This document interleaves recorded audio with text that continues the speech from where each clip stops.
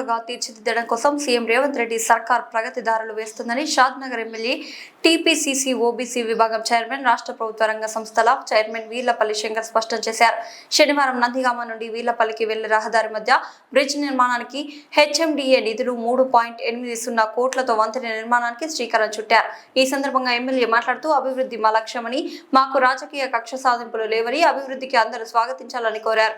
ఈ కార్యక్రమంలో MPDO Arundhati, MP Chakradhar Goud, irrigation EE Ramulu, మాజీ ఎంపీపీ ఎం శివశంకర్ గౌడ్, కొత్తూరు నందిగామ మండల పార్టీ అధ్యక్షులు హరినాథ్ రెడ్డి, జంగ నరసింహులు, అప్పారెడ్డి, నందిగామ సర్పంచ్లు మల్లేష్, కొమ్ము కృష్ణ, ముడావతి గబ్రు, గొర్లపల్లి అశోక్, ఉప సర్పంచ్లు ప్రభు, వెంకటేష్ గౌడ్, రవీందర్ నాయక్, నాయకులు జె సుదర్శన్ గౌడ్, సిద్ధాపూర్ శేఖర్ రెడ్డి, అగ్గి రవికుమార్, కావలి కృష్ణ, కుమార్ గౌడ్, పసల బుచ్చయ్య, సీతారాం, సి నరసింహులు, నీరటి రవీందర్, గోవు రవికుమార్, మండల ఎస్టీ సెల్ అధ్యక్షుడు శ్రీనివాస్ నాయక్, బి జంగయ్య గౌడ్, రూప్ సింగ్, అన్వర్ బాషా, కూతురు పండు, సి కృష్ణ గౌడ్, బి కృష్ణ యాదవ్, కల్వకోలు శేఖర్ గౌడ్, ప్రభయ్య, తడకల జంగయ్య, గంగిశెట్టి శ్రీశైలం, నందిగామ, అప్పారెడ్డిగూడ గ్రామాల వార్డు సభ్యులు తదితరులు పాల్గొన్నారు.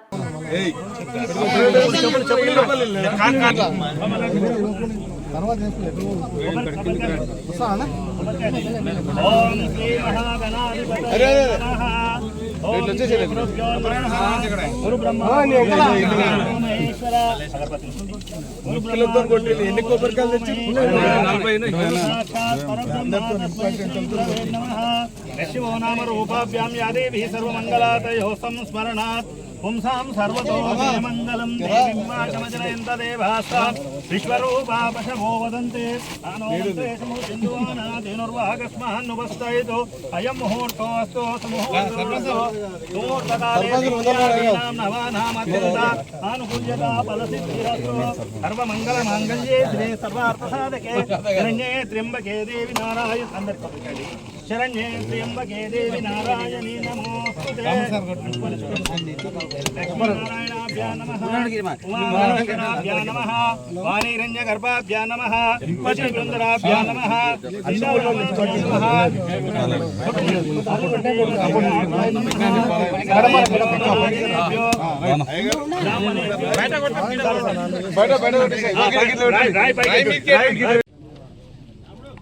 తెలంగాణ రాష్ట్ర ప్రభుత్వం 99 రోజుల ప్రజాపాలన ప్రగతి ప్రణాళికలో భాగంగా ఎన్నో కార్యక్రమాలు అన్ని శాఖల వారు నిర్వహిస్తూ ఉన్నారు. ఈ విషయాలన్నీ ప్రజలకు తెలుసు, పత్రిక సోదరులకు తెలుసు, అధికారులకు కూడా తెలుసు. అందులో భాగంగా మన మండలంలో, నందిగామ మండలంలో మీ అందరికీ తెలుసు, శరవేగంగా కార్యక్రమాలు జరుగుతూ ఉన్నాయి. ఈ 2 సంవత్సరాలలో అభివృద్ధి కార్యక్రమాలు సాగుతూ ఉన్నాయి. అందులో భాగంగా NS-72 వీర్లపల్లి డబుల్ రోడ్ నడుస్తూ ఉంది. అందులో వాగు వర్షాకాలంలో అక్కడ కూడా వరద ఉధృతం దాల్చినప్పుడు ప్రజలు ఎన్నో ఇబ్బందులు పడుతూ ఉన్నారు.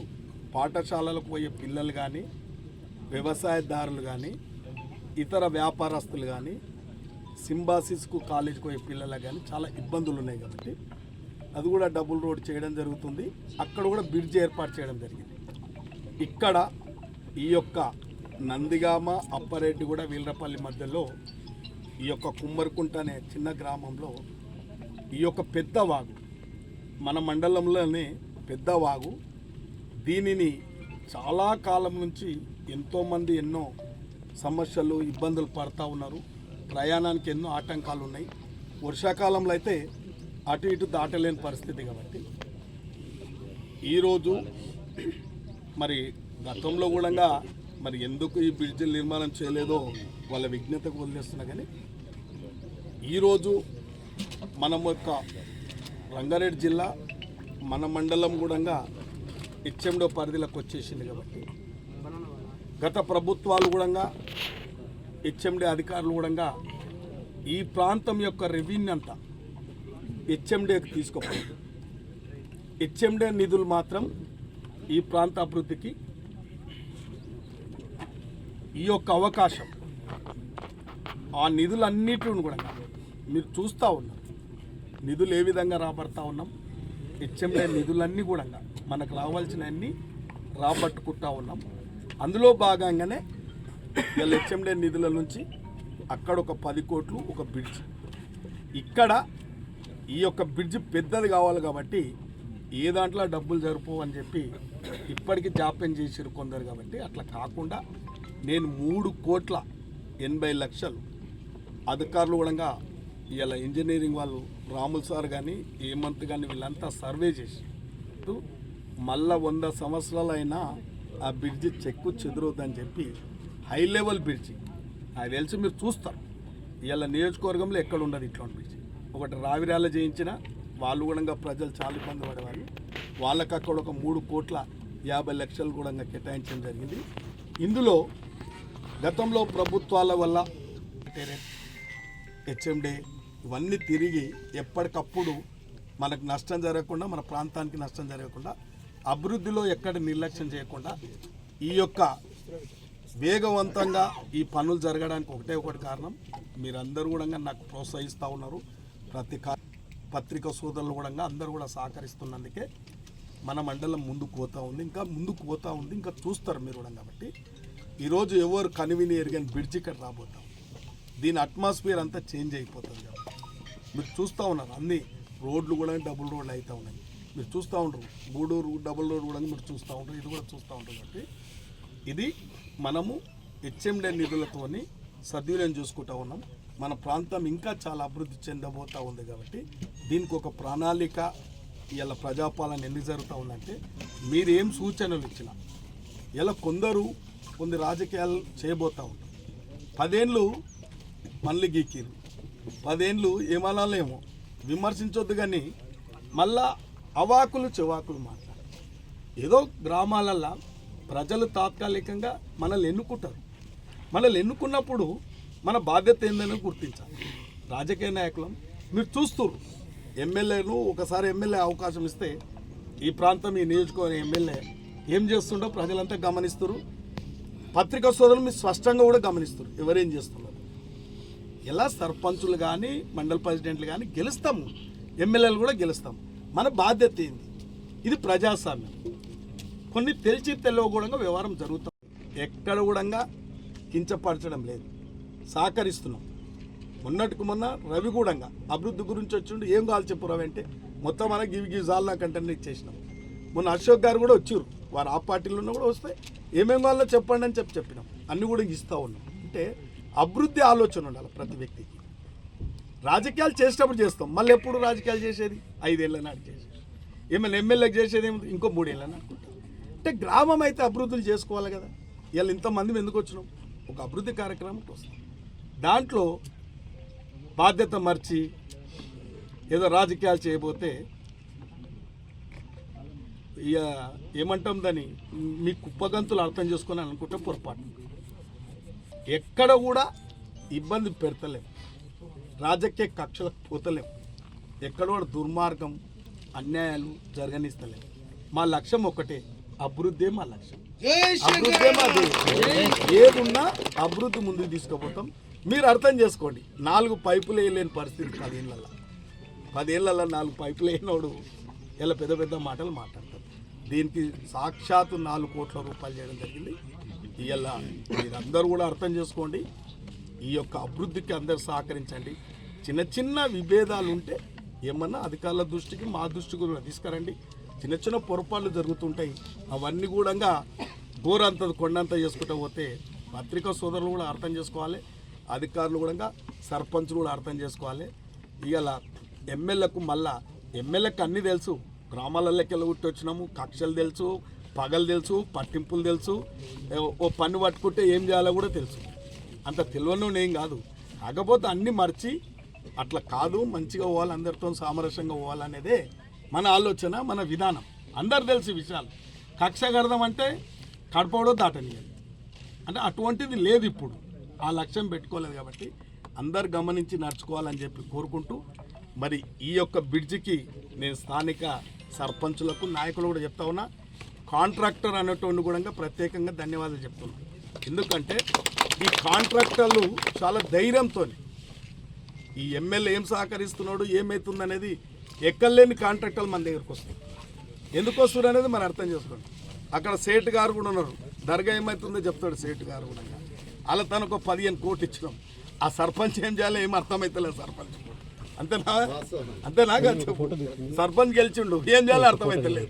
అంటే మనకు ఎవరి మీద కూడా ఏం లేదు కాబట్టి కాంట్రాక్టర్లు ప్రోత్సహించాలి.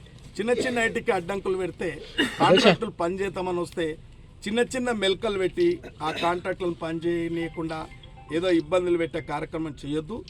నేను పత్రికా సోదరులు కూడా అడుగుతా ఉన్నా, ముఖ్యంగా మీతో మనవి చేస్తున్నా, కొద్దిగా పని శాతగానోళ్ళు ఏదో ప్రజలు ఇచ్చిన అవకాశాన్ని ఏదో ప్రగల్భాలు వలుకుంటా ఏ పని శాత కాదు కానీ మాత్రం ఆడ మట్టి తీసిర్రా ఈడ ఏం చేస్తురని మట్టి 10 ఏళ్ళు తల్లరకపోతే గుట్టలు తల్లిచ్చిరయ్యా, చేగూరు గుట్టను తల్లిచ్చిరయ్యా. ఇక్కడ పెద్దలు పూజలు గౌరవనీయులు గతోళ్ళు ఆ కట్ట మొత్తం దూక్కపోరయ్యా. అభివృద్ధికి అంటే నాయకుని గండిది ఏమనలే. అభివృద్ధికి అన్నప్పుడు ఏమనొద్దని చెప్పినాం. పత్రికా సోదరులు మీది కూడా బాధ్యత ఉంది, స్థానికంగా మీది కూడా బాధ్యత ఉంది. మీరు కూడా అర్థం చేసుకోవాలి. అభివృద్ధికి ఏ పార్టీ అయినా, నేను ప్రెస్లో ఆ రోజు చెప్పినా ఈ రోజు కూడా చెప్తున్నా, అభివృద్ధి కంటే ఏమనకండి. అభివృద్ధికి ఎందుకంటే మీరు చూడండి, అలా సీనరేజ్ కట్ అవుతుంది. ఇలా దీనికి 3,80,00,000 ఇచ్చినాం కదా, దీనికి సీనరేజ్ రాయల్టీ మన మైన్స్ ఏమన్నా ఉంటుంది కదా రాయల్టీ, అది కట్ అవుతుంది. గ్రావెల్ ఏమన్నా అవసరం ఉంటే అది కూడా కట్ అవుతుంది. అంటే ఈ ప్రకృతి వనరులు ఏవైతే ఉంటాయో అవి అందులో యాడ్ అవుతాయి, తీసేస్తారు. ఇప్పుడు ఒక వస్తువు కొంటే జిఎస్టీ ఎట్లా కట్ అవుతుంది? ఈ వర్క్లో మట్టి ఇంత అవసరం అవుతుంది, కంకర ఇంత అవసరం అవుతుంది, రాయల్టీ అని కట్ అయిపోతుంది అన్నమాట. ఇది తెలియక గార్దిన్ గుర్రం ఒకటి చేస్తున్నారు అందరు. గార్ది గుర్రం అంటే ఏంది? రియల్ ఎస్టేట్ అమ్ముకున్నటువంటి తాట తీయండి, ఇబ్బంది లేదు. ఏదైతే ప్రభుత్వ వర్క్ అది టీఆర్ఎస్ వాళ్ళు చేసిన, బీజేపీ వాళ్ళు చేసిన, ఎవరైనా కాంగ్రెస్ వాళ్ళు ఆరోపణ చేస్తే తప్పే. కాంగ్రెస్ పార్టీ కానీ ఎవరు కానీ ప్రభుత్వ పని చేస్తుంటే దానికి సహకరించాలి. ఇప్పుడు ఒక సర్పంచ్ ఉంటాడు, ఇప్పుడు వీళ్ళపల్లి సర్పంచ్ ఉన్నాడు, ఆయన టీఆర్ఎస్ సర్పంచ్. ఆయన ఏమైనా పని చేయాలంటే మట్టి పొట్టి అయితే తేవాలిగా, తేవాలా తెచ్చాడు. ఏడికెళ్ళి తెస్తాడు? సూపర్ మార్కెట్లకు తెస్తాడా? చెప్పండి. ఒక పని చేయాలన్నప్పుడు ఇక్కడ సాఫ్ చేయండి పని అవుతుందా? ఆడొక 1,50,00,000ది మల్టీపర్పస్ అంటే నీ ఎంపీడీ ఆఫీస్ కంటే ఎక్కువ వస్తుంది. ఏముంటుంది? పిచ్చి మొక్కలు పెట్టుకొని అదో పెద్ద గంధం చెక్కలు పెట్టినట్టు, టేక్ చెట్లు పెట్టినట్టు, ఎర్రచందనం గిట్ట ఏమో అయినట్టు ఏదో పెద్ద ఊరేస్తారా? ఆ కార్యకర్తలను ఊరేస్తారా? ఏదో పెద్ద ప్రపంచం మునిగిపోయిందా? ఓ డెవలప్మెంట్కు సాఫ్ చేయకపోతే ఏం చేస్తారా చెప్పు? డెవలప్మెంట్ చేయాలంటే సాఫ్ చేయరా బాలు గారు? ఇప్పుడు ఆడ మనం హై స్కూల్లో కడుతున్నాం, సాఫ్ చేయలేదా? ఆడ చెట్లు బొట్టు సాఫ్ చేయలేదా? ఇప్పుడు మీ తాను కొత్తూరులో మున్సిపాలిటీ ఆఫీస్ సాఫ్ చేయలేదా? ప్రభుత్వ నిధులు దుర్వినియోగమైనాయని వాళ్ళ ఆరోపణ. అదే దుర్వినియోగం అంటే ఇప్పుడు ఎంత ఆదాయం వచ్చింది? 7 సంవత్సరాల నుంచి చెట్లు మొక్కలు నాటినాము, మొక్కలకు ఇంత ఖర్చు అయింది, అవి అంత దుర్వినియోగం కాదా అని ప్రశ్నిస్తున్నారు. ఎంత ఆదాయం వచ్చిందయ్యా? ఎంత ఆదాయం వచ్చింది? ఆదాయం పక్కన పెడితే ఫస్ట్ ఇంటిమేషన్ లేదని చెప్పింది. ఎంత ఆదాయం వచ్చింది చెప్పండి. అందుకు మీరు కూడా అర్థం చేసుకోవాలి. శాతగానులంతా ఒక దేంట్లో పోటీ పడమను, అభివృద్ధిలో పోటీ పడమను. ఏ కార్యక్రమాలు చేపడుతారో ఒకసారి ప్రెస్ మీట్ పెట్టి చెప్పమను, వాళ్ళ ప్రగతి ఏమేమి సాధిస్తారు. ఒక ప్రొసీడింగ్లు తీసుకోండి అందరితో. అంటే విమర్శలు కాదు, ఇది అర్థం చేసుకోవాలి. మనమైనా నువ్వైనా అభివృద్ధి చేయాలన్నప్పుడు అందరు సహకరించాలి. ఇలా నందిగామలు ఈయన సర్పంచ్, ఈయన మీరు అందరు సహకరించండి, ఈయన చేయగలుగుతాడా? పని చేయగలుగుతాడా చెప్పు. అందుకే మంచిది చెడ్డది అనుకోవాలనేది నా అభిప్రాయం.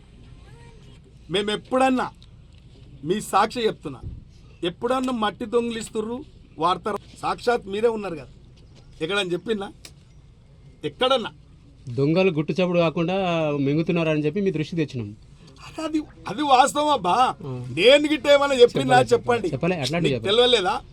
ఒకసారి గూడూరు సర్పంచ్ సంజీవ ఉంటే ఏదో తెలియక ఓ బ్లాస్టింగ్ చేసిండు, తెలియక ఓ గ్రావెల్ కొట్టిండు. అప్పుడు మీకు తెలుసు కలెక్టర్ వచ్చిండు, ఆర్డీఓ అంటే ఆ రోజు ఎంఆర్ ఆఫీస్లో మాట్లాడినా, మీకు తెలుసు అది. అవును. ఏమే కలెక్టర్ గారు సూపర్ మార్కెట్లకి వెళ్ళి ఇస్తావా గ్రావెలు రాళ్ళు చెప్పు మళ్ళంటే అడిగలేదు. అంటే ప్రభుత్వ పనికి గ్రామ పంచాయతీ కూడా ఆ సర్పంచ్ కూడా ఏమని చేస్తున్నప్పుడు ఇతరులు కూడా అడ్డపోవద్దు అనమాట. గ్రామ పంచాయతీ డెవలప్ చేసేటప్పుడు అడ్డుపోవద్దు, దాంట్లో తప్పేముంది? ఏ కార్యక్రమమైనా మీరు కూడా ఏంటంటే కొద్దిగా చూడక అన్ని విషయాలు కూడా గమనించాలనేది నా వార్త. దీన్ని కూడా స్థానిక సర్పంచులు కూడా కొద్దిగా ఎంకరేజ్ చేయండి. ఎందుకంటే జూన్ ఎండింగ్కు ఈ బ్రిడ్జ్ ఇస్తున్నారు, 2 నెలలు బ్రిడ్జ్ ఇస్తున్నారు. కాంట్రాక్టర్ చాలా ఫాస్ట్ ఉన్నారు కాబట్టి మీరు కొద్దిగా ఈ ఎండగాలంకి ఒక శతనా ఏదో చూడు. కొద్దిగా సర్పంచ్ గారు మల్లేష్ గారు మీరు కూడా అప్పుడప్పుడు వచ్చి ఇక్కడ కొద్దిగా చూసి చేసి వీళ్ళని కూడా తీసుకొచ్చి కొద్దిగా అంబలి గంజు మంచిగా చూసుకోవాలి.